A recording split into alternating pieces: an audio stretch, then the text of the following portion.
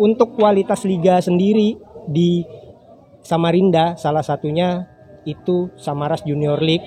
Itu salah satu liga yang menurut saya berinovasi. Kenapa berinovasi? Karena mereka memiliki sebuah target di mana pertandingan-pertandingan untuk usia dini ini akan berkelanjutan. Nah, di SJL sendiri itu kemarin ada the best coach, pelatih terbaik. Alhamdulillah kebetulan saya kemarin mendapat gelar pertama dan saya mengukir tinta emas di SJL untuk season 1. Saya menjadi pelatih terbaik. Pertandingan kita lebih banyak fokus bagaimana bermain anak-anak dengan tidak memberikan mereka tekanan ya, Panji ya. Tanpa tekanan, selalu memotivasi mereka, memberi semangat mereka. Assalamualaikum warahmatullahi wabarakatuh. Hari ini kita kembali bincang santai pelatih di channel YouTube Karyango TV. Kali ini kita akan mewawancarai seorang pelatih dari Samarinda. Jadi dia jauh-jauh datang ke Balikpapan sambil nonton torneo internal CLRB, khusus pelatih-pelatih Liga Remaja Balikpapan. Nah, untuk hari ini ya, beliau bernama Tenri Jayani ya Bang ya. Ya, bernama Bang Tenri Jayani, pelatih dari SSB Putra Loa Bakung Samarinda. Nah, kita akan tanya-tanya tentang beliau mengawali karir sebagai pelatih seperti apa, dan juga tentang di liga di Samarinda yaitu Samaras Soccer League ya. Samaras Junior League, dan juga beliau juga sempat mendapatkan predikat pelatih terbaik ya. Nah, jadi kita tanya-tanya dulu tips-tipsnya seperti apa. Oke, selamat datang Bang Tenri di Balikpapan. Selamat datang. Gimana kabarnya nih Bang? Kabar baik? Baik ya. Gimana kabarnya Panji? Baik juga. Ya. Gini Bang, ini kan Abang sudah lama nih berkecimpung di dunia sepak bola nih. Mungkin bisa diceritakan karirnya pertama kali di sepak bola itu sebagai pemain, baru sebagai pelatih itu seperti apa? Oke, terima kasih sebelumnya atas kesempatan yang diberikan kepada saya.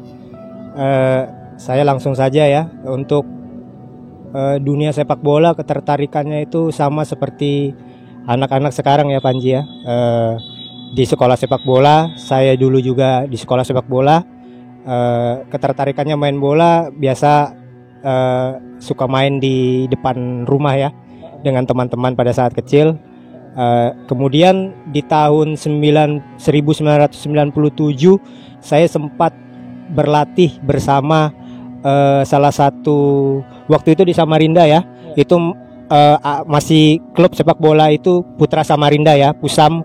Itu ada pemain asing namanya Bertin, itu pemain asal Kamerun. Saya ingat betul, beliau itu yang juga memberikan saya banyak motivasi untuk bermain bola pada usia saya waktu masih kecil. Salah satunya lewat kita manggilnya Bertin ya. Pada saat itu kita main bola di lapangan Segiri, tapi pada saat itu kita kondisinya lapangan belum seperti sekarang ini ya Panji ya. Lapangan masih tribun kayu, masih sederhana sekali lah. Tapi pada saat itu kita menikmati sekali lah. Kita bermain, enjoy seperti anak-anak pada umumnya. Lalu setelah itu di usia selanjutnya saya di sekolah juga saya aktif bersama teman-teman. Kita main bola di sekolah.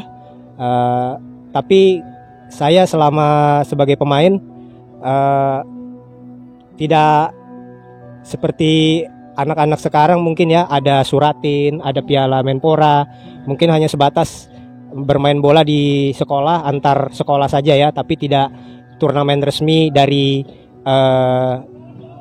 PSSI atau Menpora ya. Mungkin seperti itu. Untuk karir melatih ya, itu saya memulai di tahun 2010 tepatnya ya.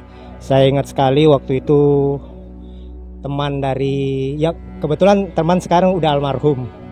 Itu juga salah satu guru yang memperkenalkan saya tentang bagaimana melatih anak-anak. Nah, ini kita bicara tentang ilmu melatih. Pada saat 2010 itu saya bergabung dengan SSB Metro Mahakam ya. Metro Mahakam Samarinda diajak oleh almarhum Coach Samsul Munir. Beliau sekarang sudah meninggal.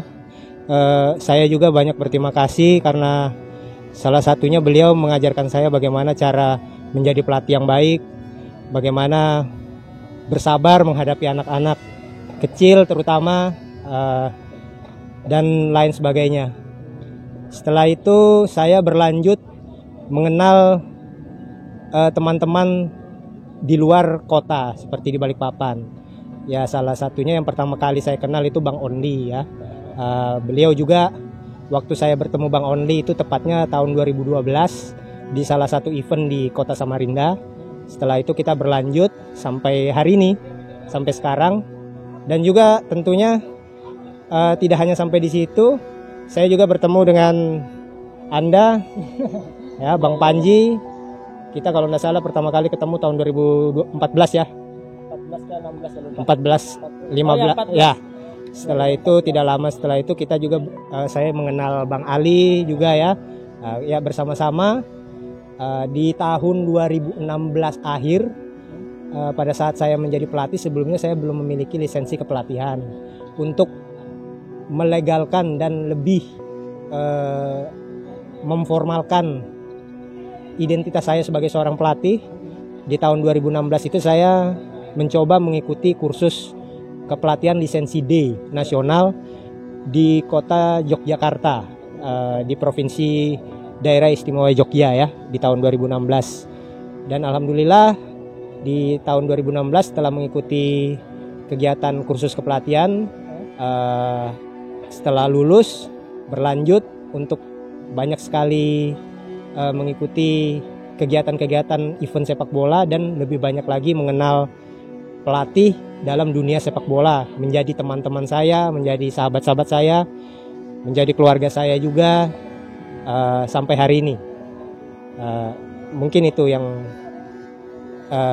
histori dari perjalanan saya dari awal hingga menjadi pelatih seperti sekarang ini.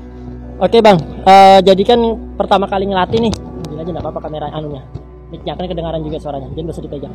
Aku aja pegang. Pertama kali ngelatih ini di tahun 2010 nih, ya. Berarti tahun 2016 baru ngambil lisensi kepelatihan. Ya. Ya. Nah, pertama kali yang memotivasi untuk menjadi seorang pelatih di tahun 2010 itu siapa? Kan waktu itu masih jadi seorang pemain. Ya. Yang memotivasi menjadi seorang pelatih itu siapa? Dan perbedaannya ketika melatih ada lisensi sama melatih nggak ada lisensi itu apa? Mungkin singkat aja ya kan. Siap. Oke. Yang tadi sudah saya sampaikan ya. Kita waktu itu kita memang di tahun 2010 mengawali karir dari pemain menjadi pelatih. Yang saya sebutkan tadi, yang menjadi salah satu yang inspirasi dan memberi saya kesempatan pada saat itu, salah satunya adalah Coach Samsul Munir. Almarhum. Beliau yang pertama kali juga pakai lisensi nasional di Samarinda pada saat itu. Pada saat saya belum memiliki lisensi. Setelah itu perbedaannya untuk melatih pada saat belum memiliki lisensi dan setelah memiliki lisensi tentunya banyak. Panji. Pada saat belum memiliki lisensi pasti kita tidak punya program latihan. Nah ini penting, salah satunya kita harus tahu bagaimana melatih yang baik dan benar ya. Seperti anak-anak, karena tidak mungkin anak-anak maaf sebelumnya kita punya, kamu bermain anak-anak kamu harus menang. Tapi setelah di kursus di lisensi kepelatihan kita lebih punya mengenal, untuk anak-anak usia dini kita lebih banyak untuk bermain, mereka lebih banyak gembira, dan target menang bukan utama untuk menjadi juara. Intinya di dalam sekolah sepak bola itu anak-anak dituntut untuk membentuk karakter dan lebih disiplin dan bertanggung jawab. Oke, siap. Nah, jadi pertama kali mengawali karir sebagai pelatih sepak bola itu di Metro Mahakam ya, Bang ya. Nah, dan saat ini Abang melatih di Putra Lawabakung, SSB Putra Lawabakung. SSB Putra Lawabakung. Nah, di sana aktif kemarin mengikuti Samaras Junior League ya, Liga Internal SSB di Samarinda, dan Abang juga menyabet gelar pemain terbaik. Nah, mungkin pelatih terbaik. Nah, mungkin bisa dikasih ya bagaimana tipsnya lah menjadi seorang pelatih dan bisa jadi pelatih terbaik itu seperti apa, dan juga mengenai liga di sana itu seperti apa ya.